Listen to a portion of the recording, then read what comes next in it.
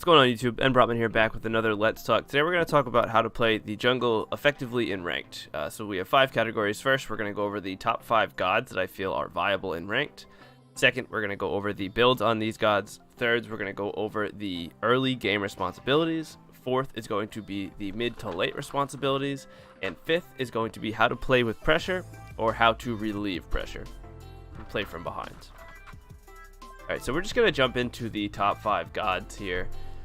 First and foremost, I'll say who I think is the best god in the jungle, but aside from that, these 4 gods aren't going to be in any particular order. So first is going to be Susanoo. I think builds right now favor him a lot. First of all, he has 4 damaging abilities. 2 of these damaging abilities are escapes, so they make him insanely mobile with just a little bit of cooldown. His kit brings a lot of CC, no hard CC, but he does have his pull. He does have a knock up in his ult. Once you get to late game, the ult is massive damage, 140% scaling, and almost 500 base damage. If you can hit an ult onto the backline or on at least 3 targets in a team fight, you can almost guarantee that you win that team fight. Not to mention the insane scaling on his 55% scaling on each hit. The pull is really strong early on. It is really disruptive. The 3 allows you to just stick to targets and do a lot of tick damage. So you can build things like Crusher on this god and you'll get a lot of damage out of it. I think his best item is Hydra's Lament because of all his auto attack cancels. Every ability has an auto attack cancel, which is really strong. Alright, so we'll move on to number 2 here. Number 2, I'm going to go with Bakasura. So Bakasura exclusively is a ranked god for me. This is a god we don't see in competitive because of the fact that he loses his viability once there's just when there's teamwork involved. If he's not that hard to peel off, although harder than other junglers to peel off. But once you peel him off, he is, at the end of the day, a melee assassin. He's only going to do melee auto attack damage. Granted, he can be out of melee range when he ults. But again, he should be peeled off quickly. You play this god similar to how you play Loki. The second he's out of his invis, peel him away from your carries and burn him as fast as possible. These melee assassins are great, and he's really strong early on because of his Butcher Blades do so much damage. They do true damage, so even if you're building defense, he can really just gank any lane. Your passive allows you to be extremely quick at full stacks, giving you a ton of attack speed. You're not able to 1v1 this god pretty much ever. His Eat Minion can secure camps for free. There's really no contesting. After you do buffs in the beginning of the game, you walk to mid, eat one of the mid harpies, and you're pretty much already ahead because you're gonna eat the mid harpy, and then you run to mid. You can either clear faster or you can just invade their red, take your red. It's pretty insane how fast you can get ahead on this god and how crazy the snowball can really be. Not to mention his 1 is a jump, one of the quicker jumps in the game, giving him even stronger mobility, even stronger than his passive. It is a 10% damage increase if you hit the jump on an enemy god. Actually, it might just be on anyone. Dealing damage to all enemies in the air. Yeah, so it's anyone. So if you jump on creeps, it also will deal 10% extra damage. It's a jump that does 340 base damage at max rank with 60% scaling. It does a ton of damage for a jump, especially on a god that doesn't really even need more damage at that. And then his ult is just a large cripple, and it turns his auto attacks into AoE auto attacks, and it gives them a little bit more distance, so you can auto them while they can't auto you on certain gods. It's also a 40% slow at max rank. It lasts 4 seconds. If you can get into the back line and get a really good Bak ult off, you could pretty much eat their team within 5 auto attacks before they even know what hit them. Like I said, this god is really good at snowballing and really good if there isn't good coordination. Late game, early game, mid game is really... He falls off late because of easy to be peeled off and then just burned by the team in general, but you kind of just build a Magi's and work around that. Okay, so for number 3, I am choosing Humbots. I feel like there's another guy that could be in this spot for me. But since I'm taking a ranked perspective, I'm going to say Humbots. He has 4 damaging abilities. He itemizes really well right now. I think he has one of the best assassin ults in the game. He does a ton of damage with his 2, ton of damage with his 3. The changes that they made to him pretty much make Hydras deal a load of damage. His Hydras procs with his autos do a ton of damage. The one has a slow, the one is a jump, another really quick jump.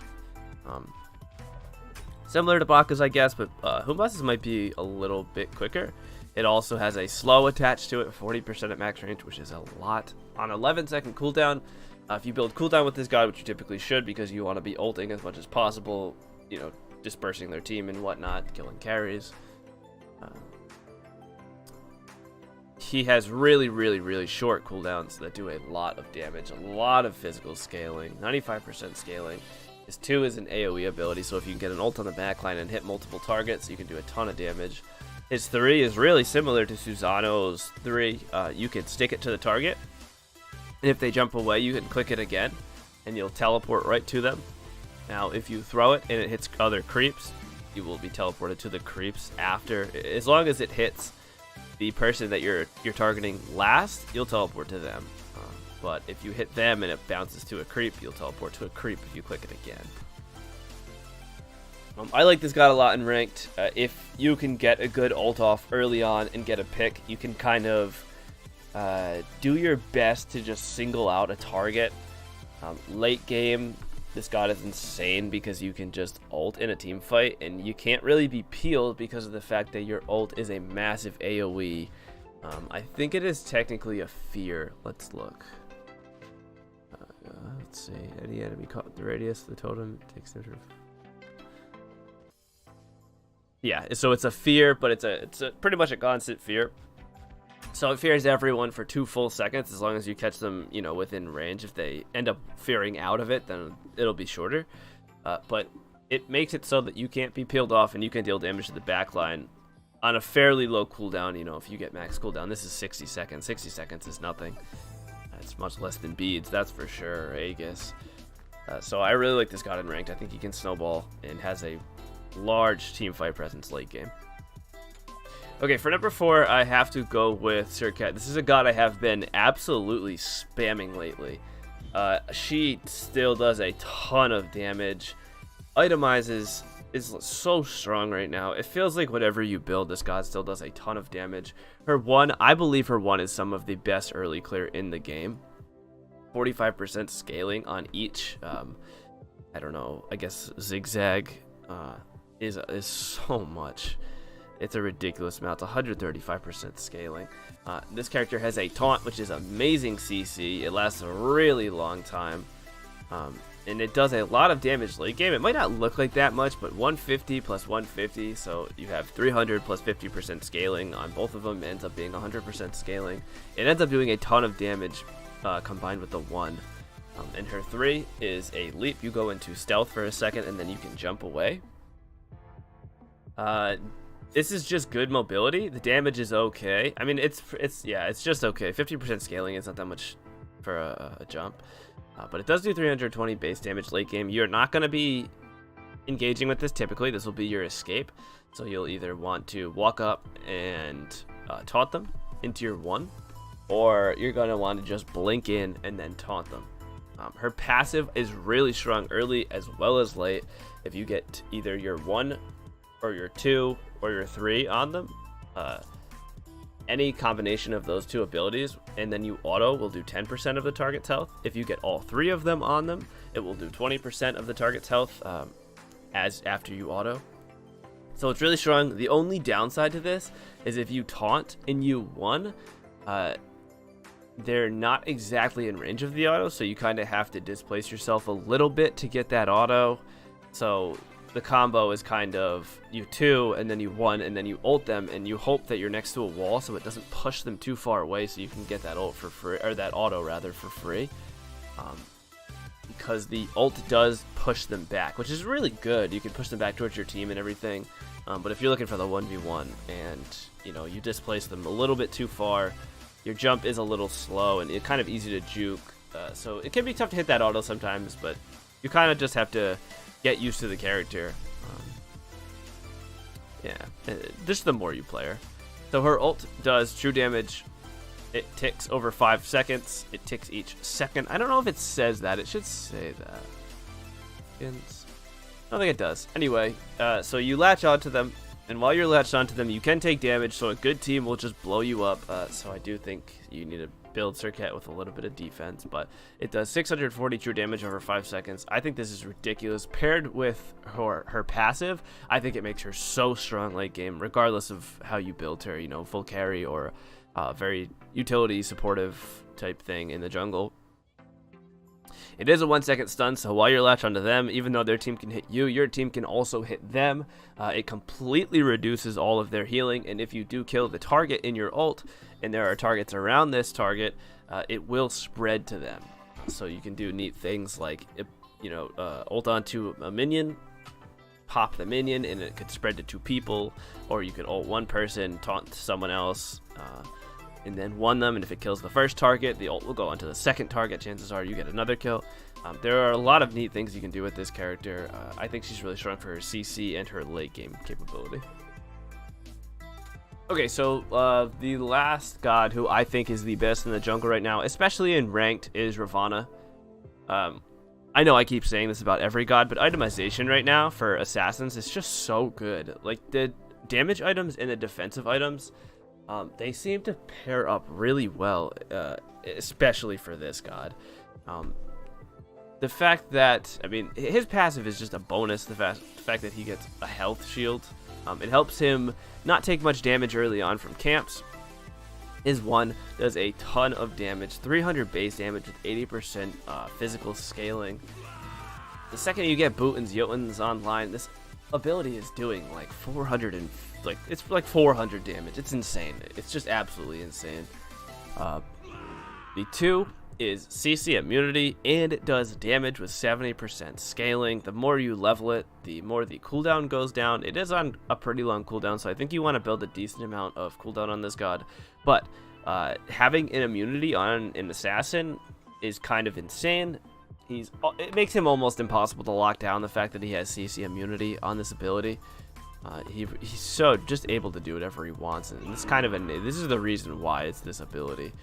His 3 is a root that also does massive damage, 260 damage with 70% scaling. This root will heal you. It can heal you up to a maximum of 3 times, but only if you hit, you can hit 2 creeps in a god or 3 creeps. If it hits the god first, it stops at the god, so it won't go through them.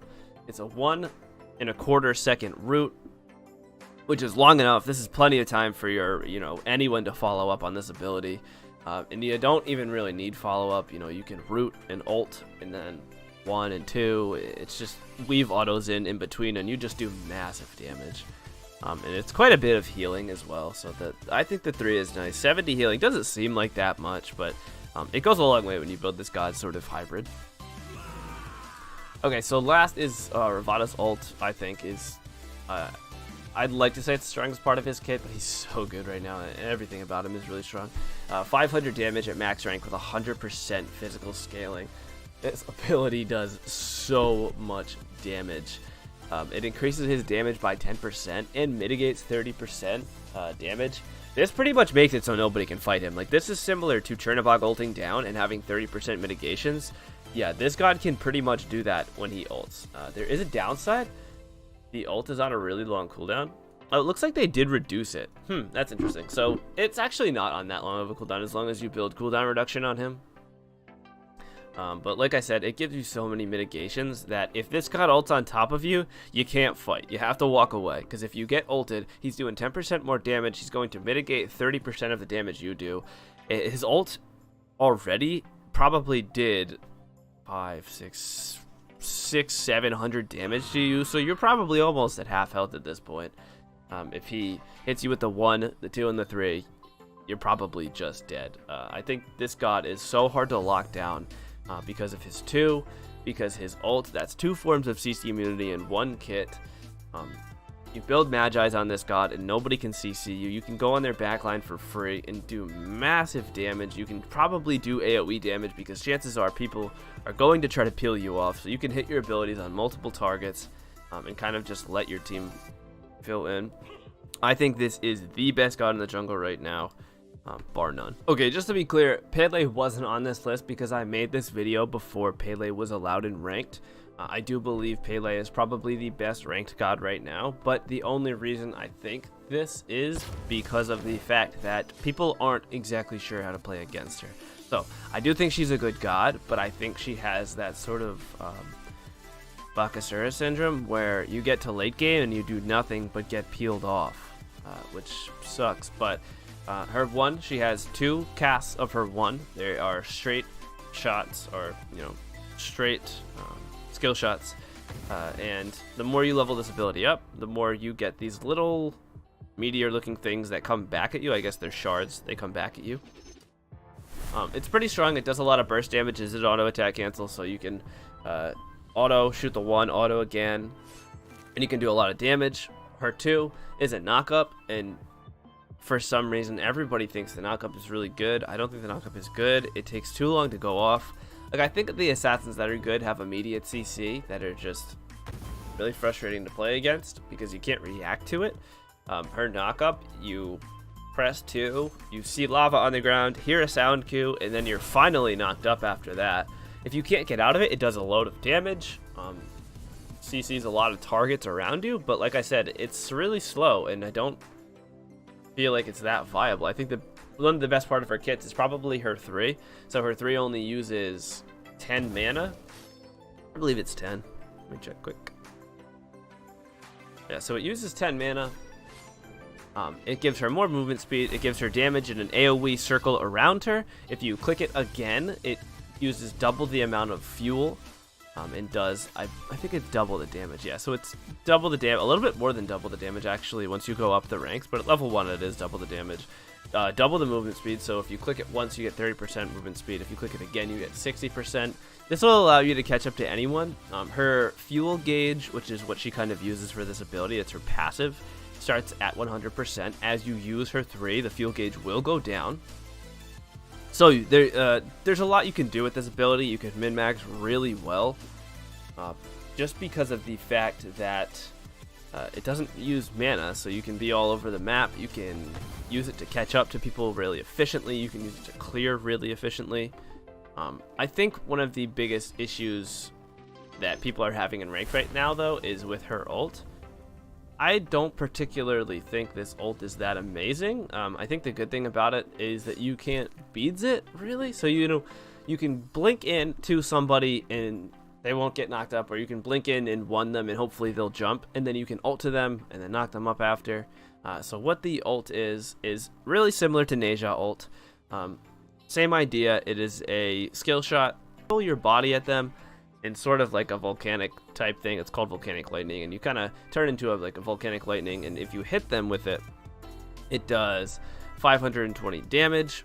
Your auto attacks turn into cone auto attacks, but only if you hit the target, which this doesn't even make sense to me. It really should just be your auto attacks turn into cone auto attacks regardless of if you hit the target, sort of like Bakasura, because I just don't think the ult really warrants,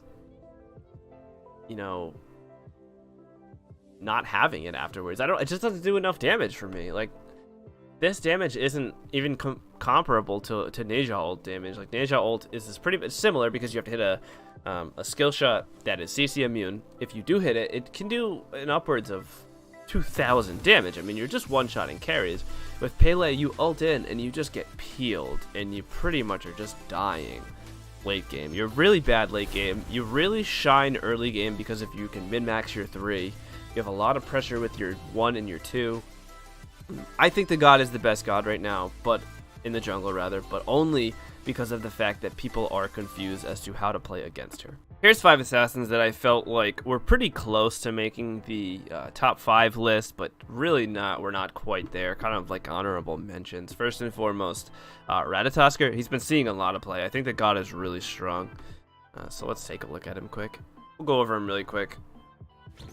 His 1 is a dash, a slow, really strong utility, a decent amount of CC. His 2 is a pen shred, does a load of damage. I'm sorry, his 2. His 3 is a stun, also does a lot of damage if you use the 2 first and then you use the 3, which is after the pen shred. You do a lot of damage. And the ult is a big knockup, which does a ton of damage. It makes him semi-global. I just think the god is really strong with a ton of mobility and a lot of ability damage. This god can snowball really well and be all over the place. So number 2 is going to be Thor. Where's Thor at? Thor is a god that has kind of fallen out of favor. I feel like he'll maybe come back when people forget how to play against him again. So sort of similar to Rat, the god brings a lot of CC. So the 2 is a stun. Kind of a long cooldown, but if you build cooldown reduction, which you always will be on this god, it's not that bad. The 1 does massive damage early on. His 3 does also a load of damage. Just as long as it doesn't get interrupted, you'll level this ability first if they don't have a lot of CC early on and you think you can get every tick of it off.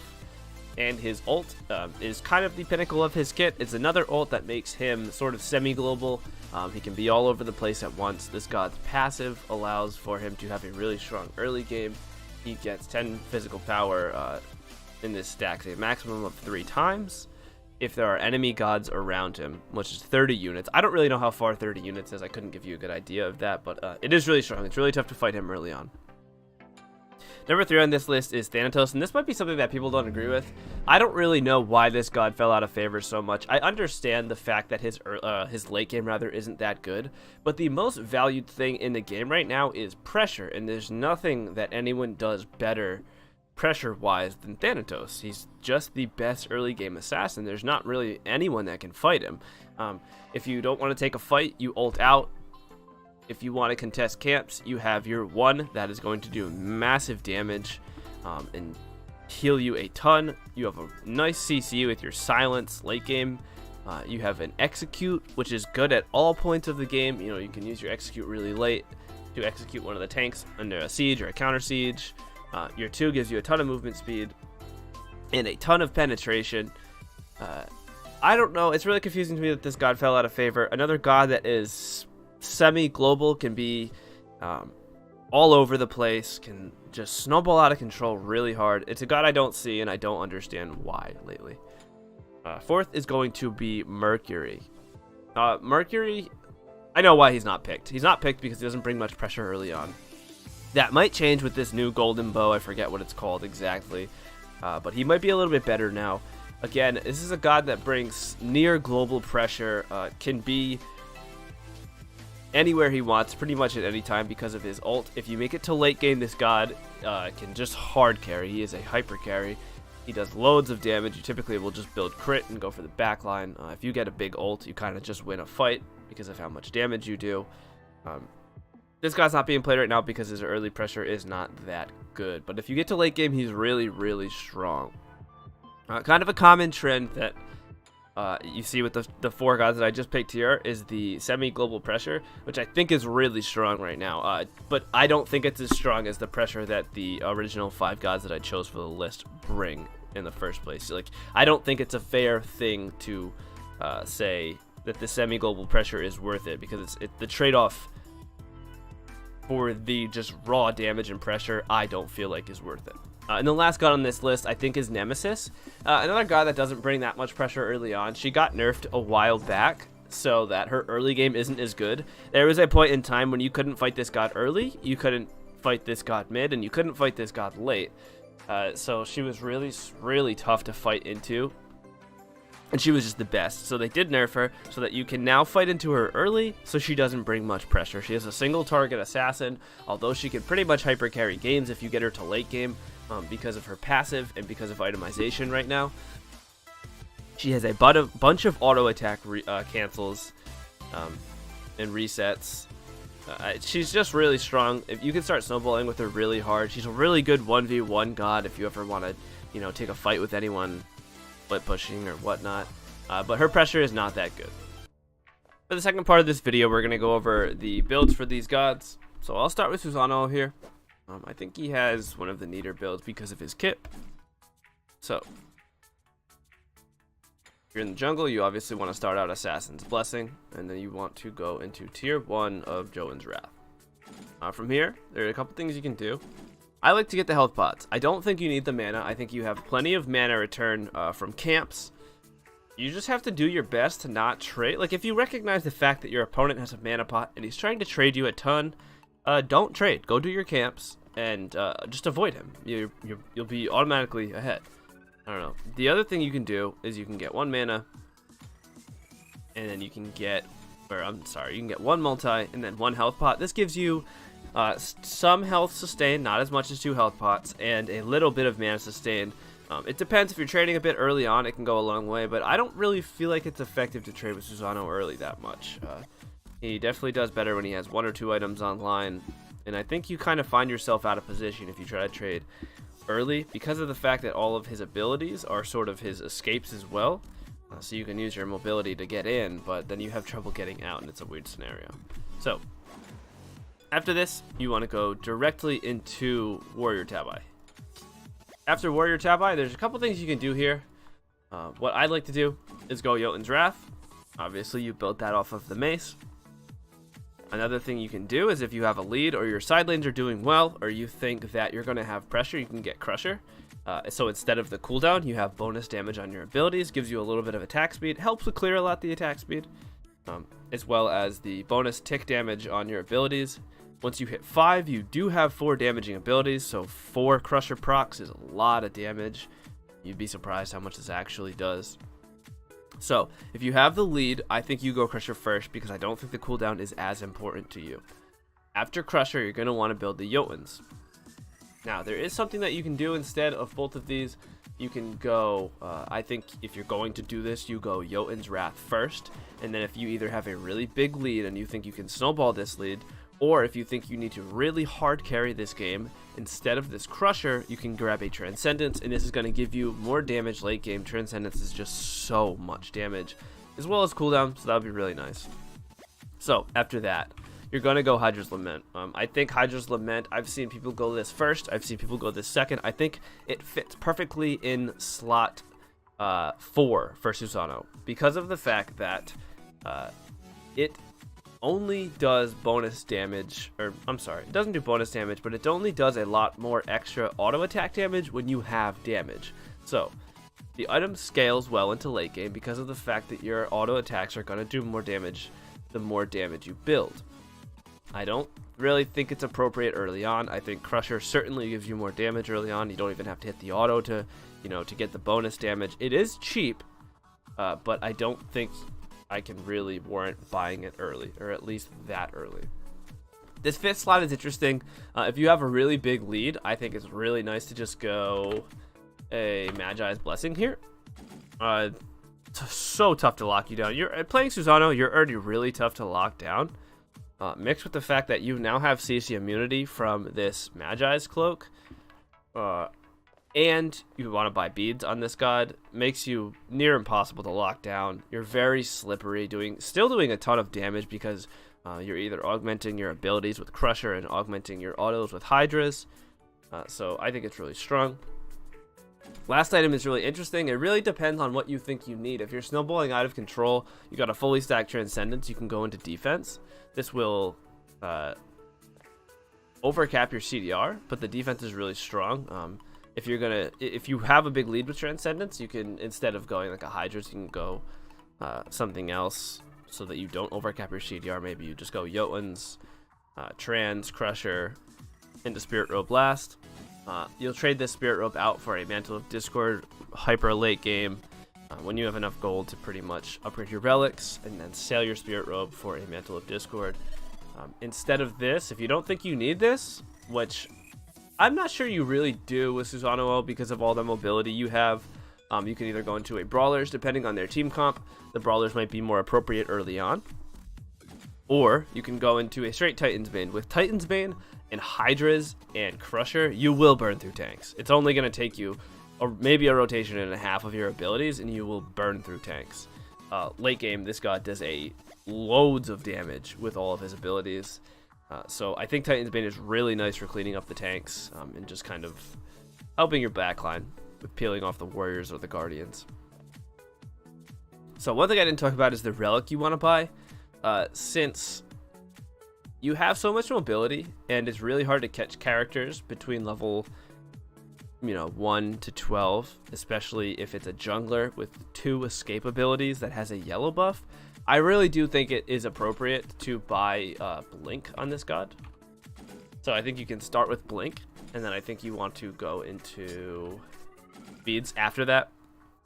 If you're not comfortable with that, you can do beads first, but I think the early aggression is really strong. I don't think you have to be all that afraid. It's kind of a similar reason why I go Blink on Serket first, because I think the mobility kind of replaces the fact that you don't need to worry all that much about getting locked out if you play it smart. Alright, so we'll move on to the second god here. We will go into Baka. Baka has a neat build. Alright, so you're going to want to start out with... Actually, we'll just say Assassins. Assassin's Blessing. You're going to start tier 1 of Heartseeker. And then I don't even honestly know. You could just get away with 1 health pot on this god, but you might as well get 2. Mana's not really that much of an issue. Don't worry about getting multis. And you definitely want Blink. The reason you want Blink early on Bakasura isn't because, well, his mobility is really strong, but that's not really the reason. It's because of the fact that you're unfightable.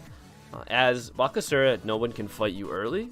You pretty much just have the highest 1v1 damage.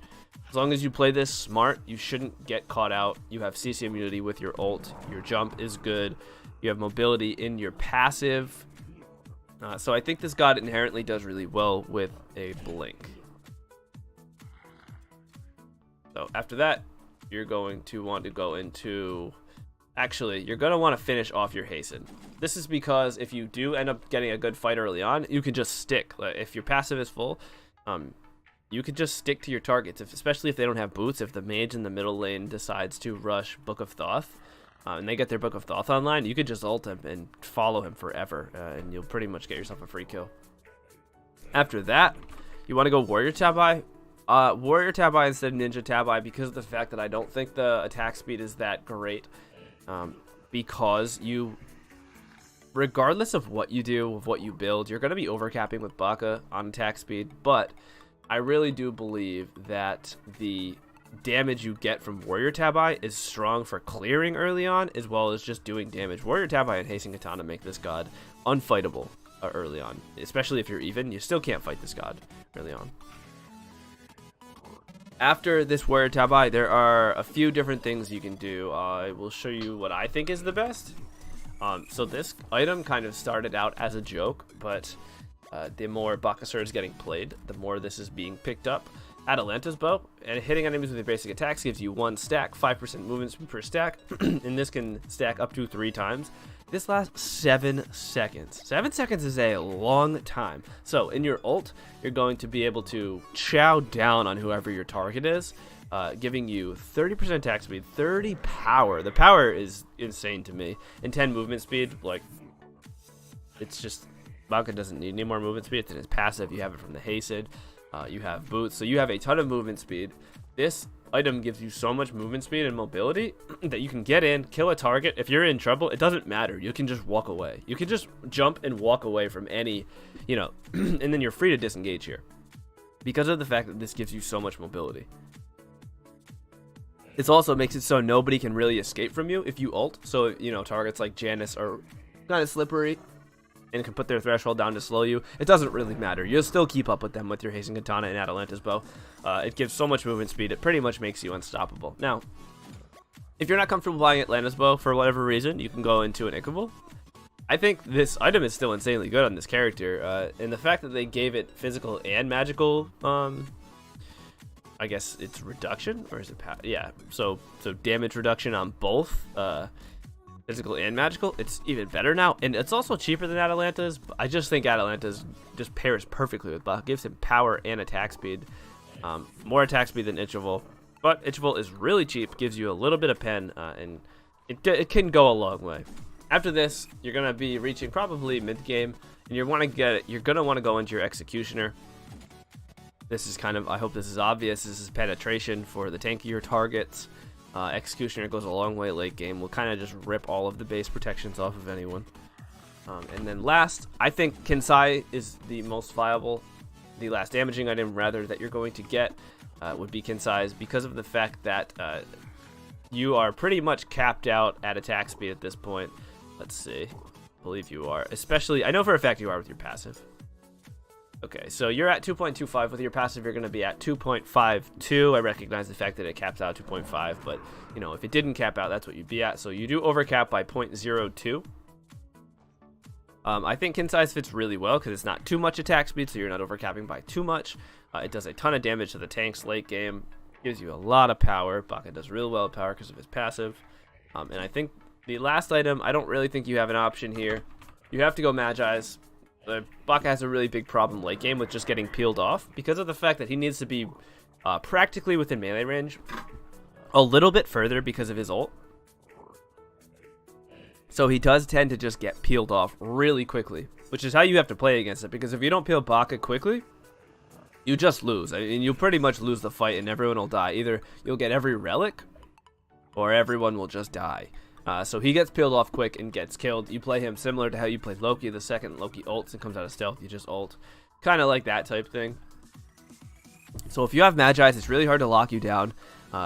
You can blink in and start off with your 3, hitting someone with auto attacks, and then you can, you know, second you get CC'd. Don't do anything because your Magi's will handle it, and then once you see someone trying to CC you again, you can pop your ult. This will give you a long amount of CC immunity. Should give your team enough time to, you know, get in the fight, really get a good initiation. So this can be really strong and still do a ton of damage. If you end up making it to late game, you do want to get rid of the Zikavol and either get Atalantis, or I also think Oboe is extremely powerful on this god. If you're hitting multiple targets, I mean, even if you're not hitting multiple targets, but the lightning is spreading to multiple targets, you can do a lot of bonus damage, adding even more attack speed. Yeah, it adds even more attack speed than Zikavol. 15% more, which is a lot. So I do think Oboe can be really strong on this god. I've seen people do a lot of different things. I have seen crit builds on him, so if you go Poison Star and Wind Demon, I don't know how I feel about this. This is certainly a really late hyper carry build. I feel like it's not good. It seems inferior because of the fact that Magi's Blessing gives you the CC immunity that you really need to do anything in late game team fights. But if you are ahead and, you know, you kind of just snowballing them, this is not bad. You get crit, which ends up doing a ton of damage, especially if you're hitting multiple targets with your ult. The Wind Demon will give you movement speed. The Poison Star is going to slow them down, so you're going to slow them down. You're going to be, you have your Hasten Fatalis effect from your Hasten Katana. And while you're going to be sped up by Wind Demon, this can make it, well, it pretty much makes it impossible for carries to fight you because they can't hit you. You're too quick to get hit. But this can also help you, avoid peel, I guess. It's kind of tough to hit Baka when he's ulting and he's just moving around a lot because of his haste and katana. So this Wind Demon will give you a little bit more movement speed. But I do think it is inferior to the kind of pen shred or tank shred rather attack speed build with Magi's Blessing. Okay, so third we're going to go into Hun Batz. I think Hun Batz is pretty straightforward. He's been built the same for a very long time. I think the most effective way to build him is start Assassins. We'll go into Mace.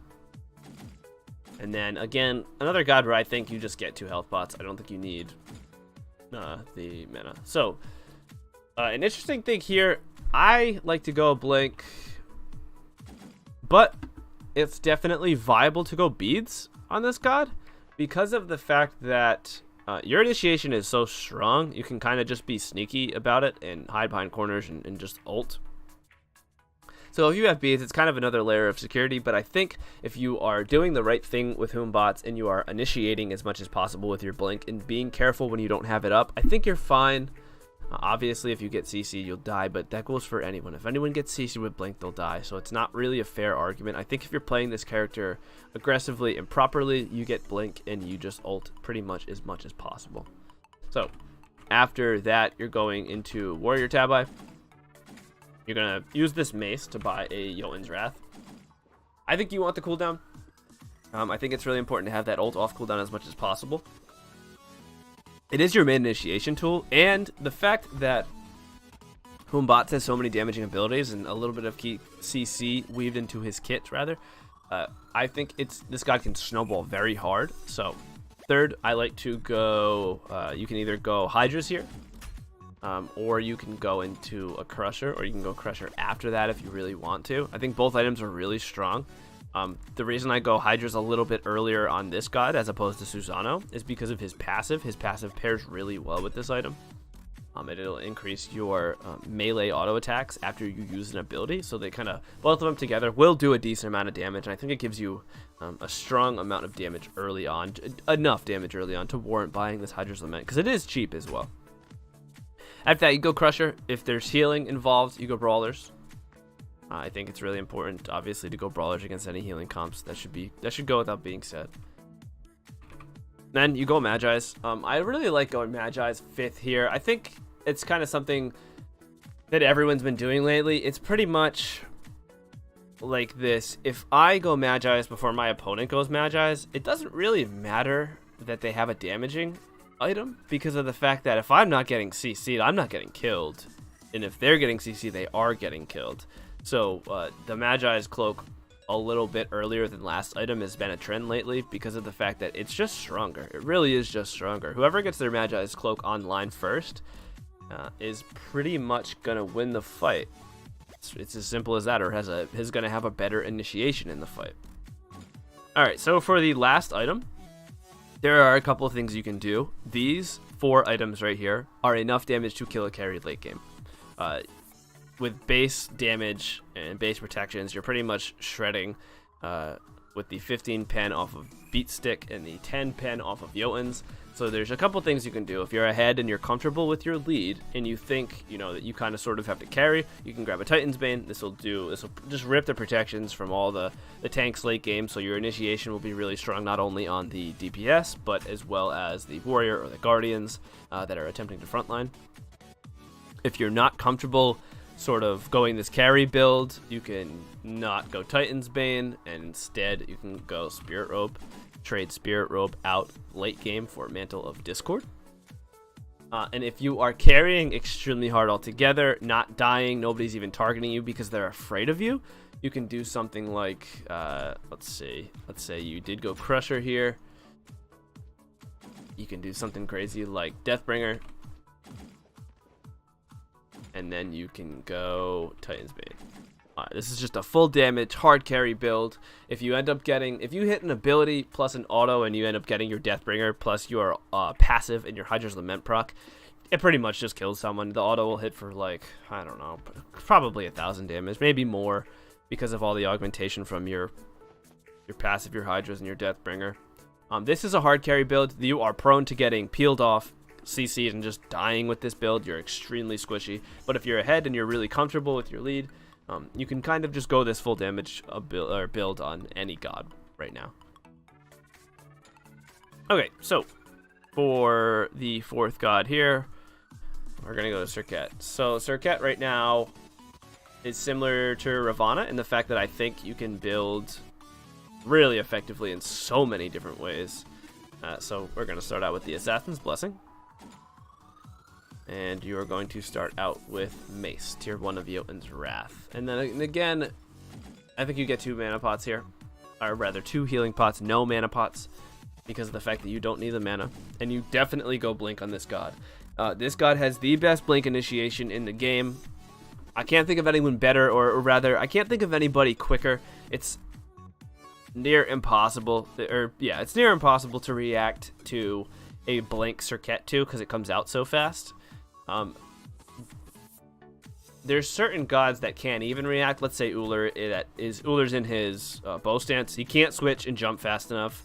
Raijin can't jump fast enough unless he knows you're coming. He jumps earlier. But the second you blink in, if he's not out before that, he's getting CC'd. It's extremely hard to react to this. Therefore, I think Serket does the best with Blink.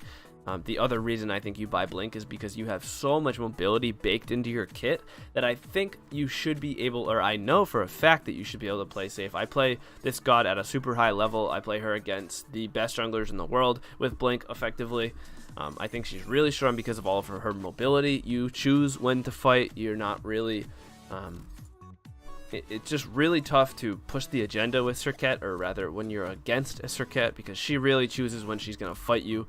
She'll taunt you away. She'll use all her mobility to get out. I think Blink is really strong because of that. So you're going to go straight into Warrior Tabi. And then you're going to want to finish this Jotun's Wrath. I think Serqet's best stat is cooldown. I think her base stats are extremely strong. Her CC is really high. So the third item on her, I pretty much go this every single time. I'll go Ancile. Reason being, if you get Ancile, the mid laner just can't fight you. It's that simple. If you go third item Ancile, their mid laner cannot fight you as Serqet. You'll kill him 100 times before he kills you. It's just really just is that good. This item gives you 40 power, which is much power as pretty much any item you're going to get. Like Jotun's is giving you 40. So you get 40, no pen, but I don't think it's necessary. You get 50 magical protections. That's half or more, usually more than half an item these days. That is practically all of the magical power from that the mid laner is getting from his boots that he bought. So you're going to mitigate a ton of damage, and you get 10% cooldown reduction with the fact that you're going to silence in an AoE if they hit you with a magical ability. And Serqet has to be close to you anyway, so I think this item pairs so well with her right now. If they have a lot of healing and you think you need to deal with healing, you can go Brawlers here. But we'll stick with Ancile for now because I do think this god is really strong built in this hybrid build that I've been going lately. So the fourth item here, let's see, Ancile. Yeah, so the fourth item we're going to go is Beat Stick either way. I think Beat Stick is really strong for a couple of reasons. The healing is kind of a bonus. You do really well with the 40 flat power and the 15 flat pin. After this, pretty similar to before, you want to build into your Magi's Blessing, or Magi's Cloak it's called now, sorry. Used to be called Magi's Blessing.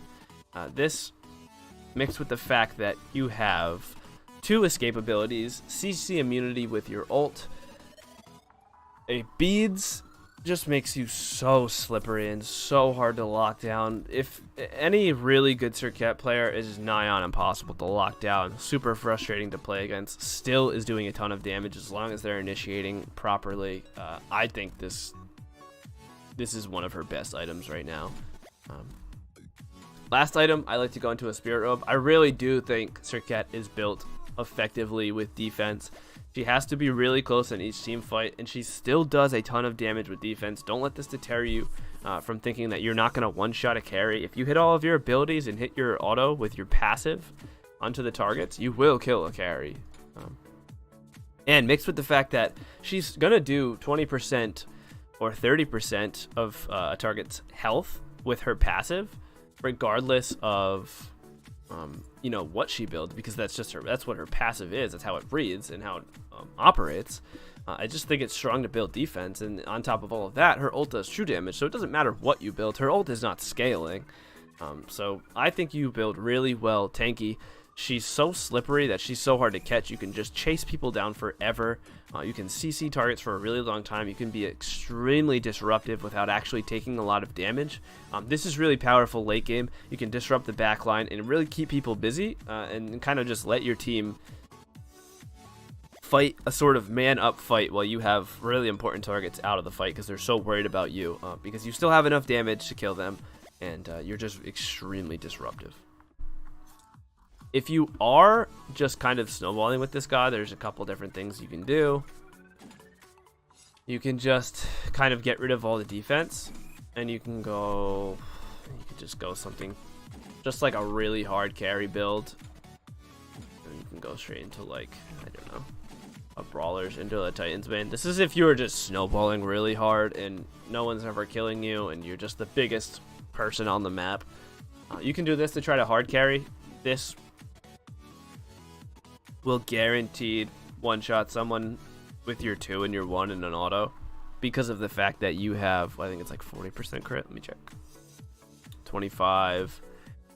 So you have 50% crit and 3 chances to crit with your 1 because you can apply crit on that ability. So, I mean, if you crit once or more than once and hit the 2 in auto, they're just dead. You will one-shot carries, but this is just really unsafe. They'll also practically one-shot you. If you get hit by anything, you'll pretty much just die. Yeah, I don't think this build is effective at a lower level, maybe, but at a higher level of play, this is not good. You'll get CC'd off and just die quickly. Alright, so for the last character on this list, Ravana. Ravana is really similar to Serket as far as build goes, because of the fact that your damage is so high regardless of what you do. Start out Assassins. Go into Jotuns. Or rather, tier 1 of Jotuns to Mace. And 2 health pots. You don't need mana pots. Again, this character gets Blink. This character gets Blink because of the fact that you have CC immunity in your 2. You don't need beads. Please don't get beads. The early aggression is much more important with this god as long as you play it correctly.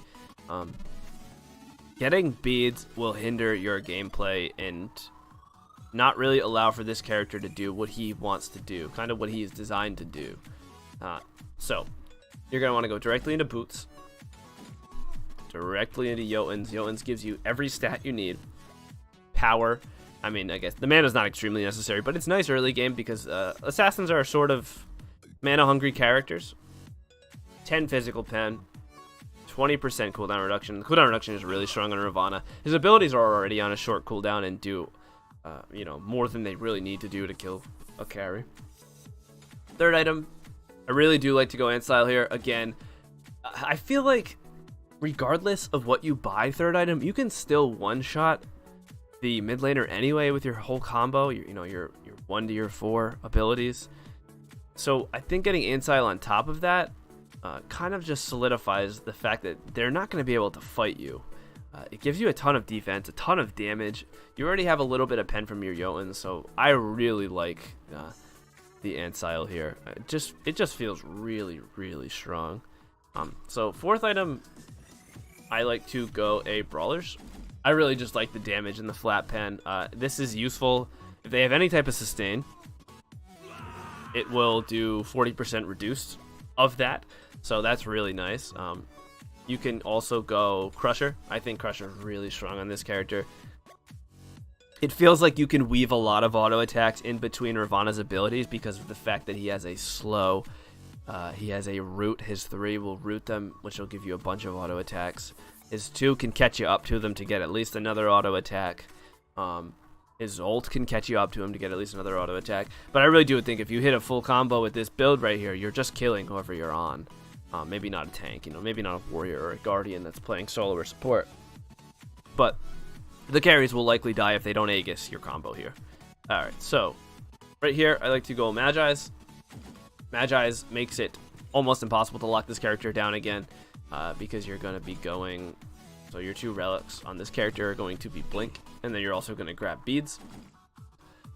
Beads is going to do the same thing that your Magi's Cloak is going to do. It's going to allow you to get into the backline to do damage without being locked down. You do have to play it careful though, because obviously if you just let your Magi's Cloak get popped by anyone all the time, you pretty much don't have an item anymore. So you want to be able to initiate effectively and have them pop the Magi's Cloak by possibly using some type of important CC on you that they could have used somewhere else.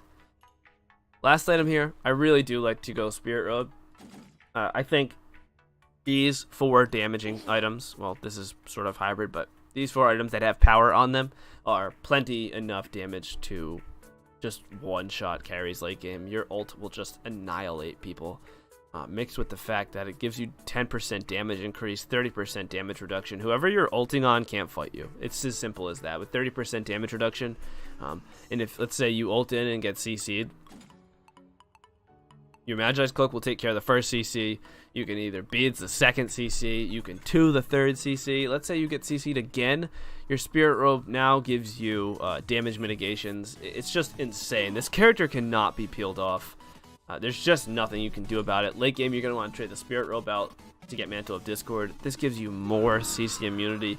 I mean, this character can't be locked down and still does loads of damage. I really do think he is just the best jungler right now because of that reason. We could go over Pele's build quick. Hers is a little interesting. And also, there's a couple more things you can do around Ravana. I'll go back to it quick because you could just do builder. You can kind of just do like a build that was being built last season. So you can just go. You can kind of just go like full pen, and then just a Magi's, and then maybe like a Titan's Bane last. You can go full pen just like that. You'll do a load of damage. You will do a ton of damage with this build. And at a lower level, I do think this is good, but at a higher level, I think you want to be building hybrid because you are going to get CC'd. You are going to be getting hit by other abilities as practically a melee assassin. So I don't think this is as effective as building tanky, but this will do a ton of damage and be extremely effective. You can also do things, build like Void Shield on him, another tanky item. So the last guy that I'm going to go into about building is Pele. I will show you how I build Pele, how I think she is built most effectively.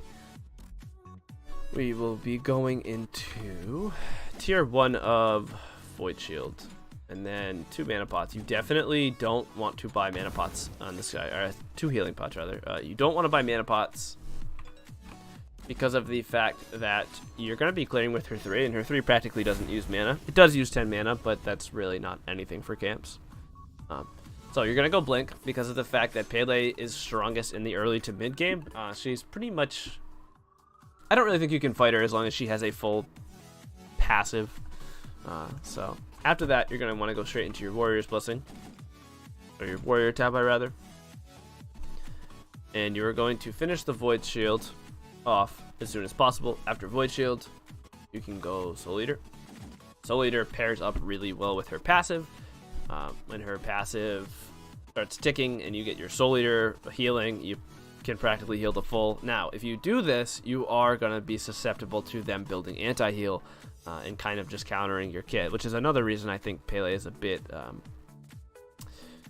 overhyped right now. Only because of the fact that you build anti-heal and she doesn't really have a passive. It's sort of frustrating, but yeah, you can go Soul Eater there, and then you can go Jotuns. This will give you 30% cooldown reduction between the two. 5th item, you can go Magi's, and then last, you go like a Titan's Bane. And if you're uncomfortable going Titan's Bane here, you can go a Spirit Robe. I think Spirit Robe, late game traded out for Mantle of Discord, is really nice. Only because of the fact that you have to be really close in order to do any damage with this god, and you have to avoid CC, and you're going to be hit by abilities. You know, it's just inevitable. So I think having that little bit of extra defense is going to really help you. You buy the Void Shield early on because you really want to pressure early, and this is kind of an early game item. Void Shield makes you unfightable. If they don't get Void Shield, they definitely can't fight you, and people have a hard time fighting into Pele in the first place. So this kind of just solidifies your early game. Soul Eater is really nice for the mid game. Like I said, it pairs up with the passive really well. Jotuns gives you the cooldown you need, more power, and Pen, which is really strong. Magi's makes it so that you cannot get peeled off in fights. And Mantle of Discord, just so you have a little bit of defense and CC immunity, you know, when you get down to 30%. For the rest of the video, I'm going to have clips playing in the background. The first clip is going to be me starting at speed, going to backs, and then going to blue, and then walking towards mid so you can see a little bit of the early game, and then the rest of it isn't going to correlate with what I'm doing, but more or less something for you guys to watch in the background. Alright, for the third part of this video, we're going to go over the early game responsibilities of the jungler. First and foremost, you want to start out at your speed buff. Get your speed, get the back camps that are closest to speed, do the blue buff for the solo laner, and then rotate towards mid. Once you rotate towards mid, the mid camps that you are going to first see, you want to just forego. Do not do the mid camps. Depending on what god you are, if you're playing Bakasura, you can eat one of the minions and then walk past them. The reason being, you don't want to waste time contesting those mid camps. If you see the mid laner, the opposing mid laner rather, walk into the jungle to go to those mid camps, you know that the that they're on that side of the map. If that happens, you can counter invade them pretty easily. So if they're going to do those mid camps, you and your mid laner can go straight to the red buff, your opponent's red buff, get the red buff, run back to your red buff, jump the wall, get around the wall, get your red buff pretty easily. And if there's any communication between you and duo, you can also have them rotate over, help you secure the red, maybe, make a play on the jungler or the mid. So I think those first mid camps are just a trap, to be honest. If you skip them, like, the worst that's going to happen is you skip them, your opponent gets them, you get the other ones because they're there. If you don't see the jungler on there, or you see him not go into mid, he's on those mid camps, and you can just get the other ones for free. Those mid camps are closer to your red. You can go to your red, and then you can get the other back camps on the other side. Now, the other most important thing about playing jungle early on is invading and counter jungling. If you see the jungler, the opposing jungler, go to the duo lane and gank, you ask them, you say, did he have his yellow on him? If he doesn't have his yellow, that means his yellow buff is up. You can go into his jungle and take that yellow buff as long as you do it safely. You don't want to get spotted by the mid laner. Obviously, avoid their mid laner. As long as you can get over there safely, chances are if his yellow is up, his back camps are also up as well, because they spawn, not spawn on a similar timer, but you get them at a similar time. I guess they do spawn on a similar timer. Not the exact same, but usually you go yellow, back camps blue, and you kind of just repeat that process over and over again, so there's a good chance that his back camps are up as well, so you're going to get a lot of farm. But this stops them from snowballing on you, so if they're going to get experience in gold and duo, and you're not getting anything, at least you take experience in gold away from them by stealing their camps. Now, another important thing to do is collaborate with your mid laner when you're doing these camps. You always want to have them with you, whether it's contesting mid camps or stealing buffs.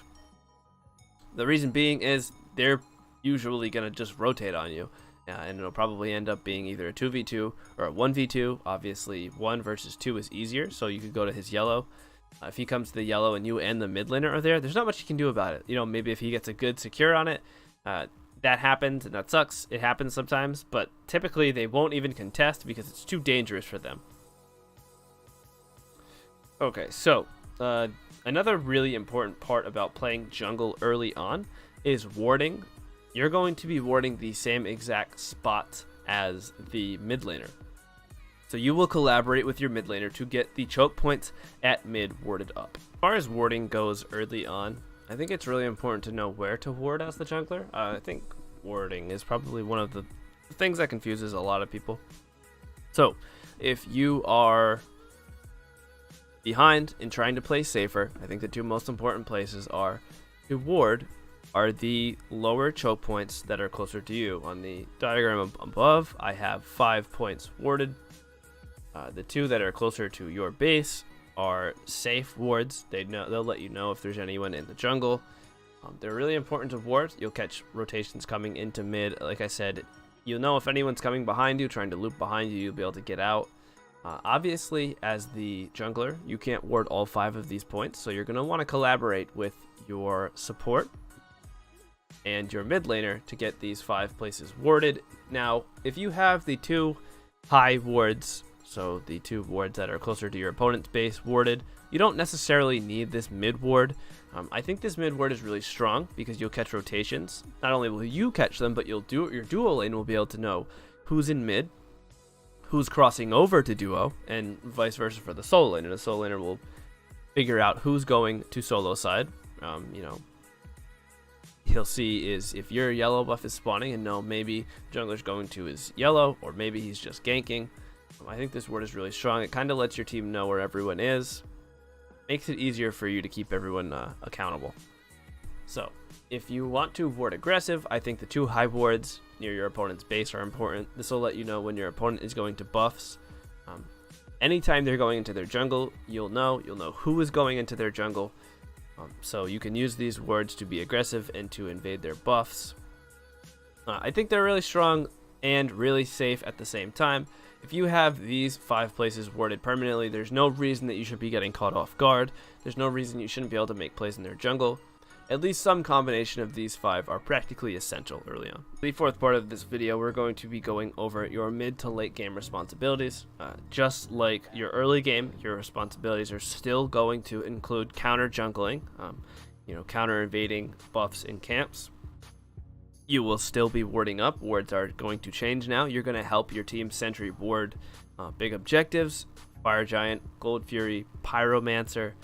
You're going to be putting sneaky wards on their, whether it's their buffs or deep in their jungle, so you can see when they're pathing towards objectives. Something else that's really important is in the late game, in the late part of the game as an assassin, you're going to be looking to initiate on their damage dealers. You do not want to be initiating on their tanks. You don't want to be going on their warriors or their guardians or even their really tanky mages if they have a tanky mage in solo like a Baron. You want to be looking to initiate on the squishiest targets. If you can trade your life away for a hunter's life, it is 100% worth it all the time. Now, of course, you have to gauge this. If the hunter is really, really bad and you trade your life away for them and you're doing really, really good, you're kind of carrying fights, it's obviously not worth it. The point is you should be trading your life away for the most important carry on the team. Worst comes to worst, you shouldn't be dying. Certainly if you initiate, you should be initiating at good times. Really good times to initiate include whenever the mage has used all of their abilities, so now they have no abilities to use against you. When the hunter has used their escape, when the guardian or the warrior has used their CC or their peel. You want to be looking for anytime someone uses an ability that will counter you if you initiate. If they use this ability and now they have no defense, you now want to initiate. You are pretty much guaranteed to win a fight, and if you can kill a carry, you've already done your job. If you die, it doesn't matter. You've fulfilled your role and you did your job. Now, on top of that, around these Fire Giants and these Gold Furies, you want to be looking to sort of zone. You want to be doing damage to the objective, but you have, as an assassin, you typically have good CC and quick damage that you can get off. So you can hide around the pits of these and wait for anyone to kind of come in and kill them as they walk in. Okay, so during sieging, like I said, you want to be looking for their backline. You really don't want to initiate on the front line. But if you are sieging or counter sieging, you can collaborate with your mage, your mid laner or your ADC to say, listen, if our guardian and our warrior can go initiate on their backline and keep them busy because we have Fire Giant and a nice lead, we should just turn on one of their frontliners really quick, and then they have to fight a 5v4 if we get a pick. So you can use your CC and your damage to an advantage as long as you're going to collaborate with your teammates on these tanks.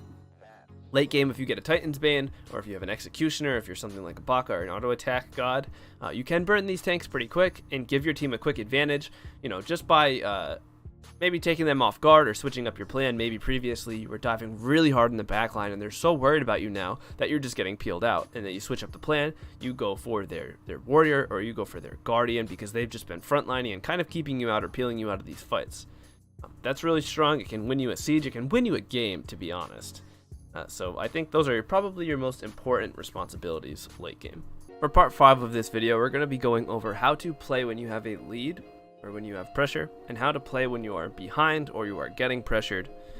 So first and foremost, if you're playing in the early game and maybe you die or your mid laner dies and they have just a lead inherently, you want to make sure that you are securing your camps on cooldown. As soon as your camps spawn, you want to get them. This will make sure that if your opponent invades, typically it's going to take them a little bit longer to get to your side of the map because that's just how the map is designed. They're going to, get their items and try to rush over to your buffs. So you want to be getting these buffs on cooldown. Not only do you want to be getting them on cooldown, but you want to be collaborating with your teammates to get these buffs. Let's say there is someone invading you on red buff, and you and your mid laner are together. Rather, maybe you want to talk to duo and say, hey, could you guys please come over here, so that if they do invade, if it is a 2v2, we can turn it into a 4v2, get 2 kills, and we're no longer behind. We're now ahead because we just got 2 kills. So things like that will win you games. You can snowball out of control after that, and then you can start invading their buffs and things like that. If duo can't help you, you might want to consider doing things like conceding your jungle. So if duo doesn't have the option to help you, that 2v2 is probably a loss if you're behind and your mid laner is behind.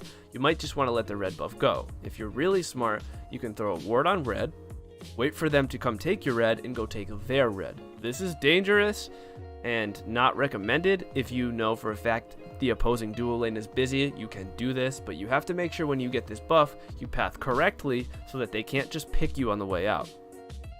Chances are, if you're behind, your mid laner is probably not going to follow you, so this would be up to you. If he will follow you, he's probably a good mid laner. But besides that, you want to be looking to get as much experience in gold as they're getting without really fighting them. Do your best to avoid them. Sit in your jungle. Like I said, if they're in your jungle, it's really hard to avoid them, but if they're in your jungle, that means they're not clearing their jungle.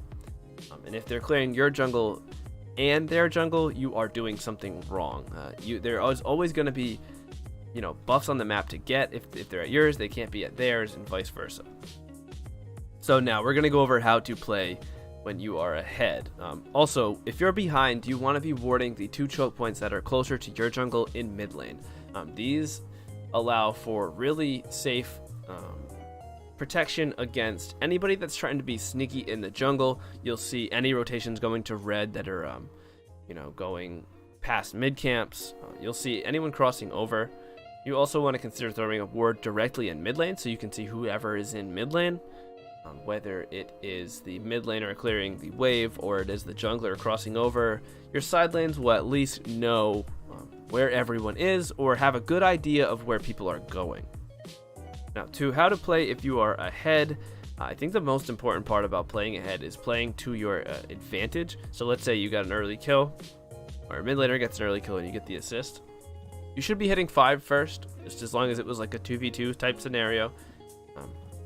If you gank duo early on and you do get a kill, the jungler, chances are, will hit 5 before you if he doesn't rotate, because he'll just take camps.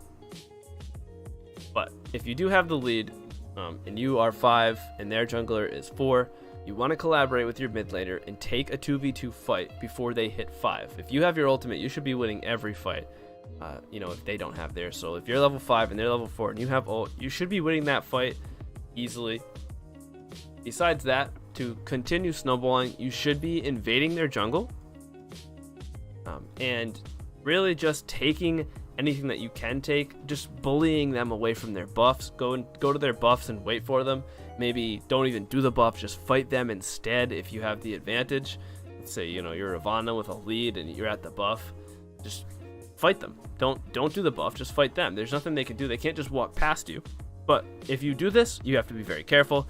If you're in their jungle, you have to make sure that you know where the duo lane is, so you have to make sure that your duo lane is keeping them busy.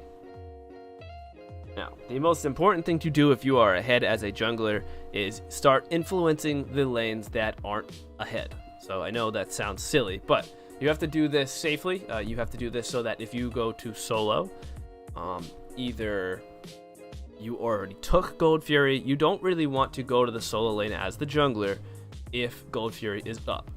If the other team is good, they will head to Gold Fury, the mid laner, the jungler, and the duo lane will head to Gold Fury, the opposing team, and now your team has to take a fight or at least defend a big objective in a 4v3 scenario. Theoretically, your opponent should be able to just kill them or get free picks. So that kill that you got in solo, it really isn't that significant, especially on someone whose chances are is going to just build full defense and be nothing but a CC bot late game. So I think it's really more important as the jungler to bully them in duo. Getting your duo lane ahead is really strong because of the fact that you're getting 2 people ahead at once.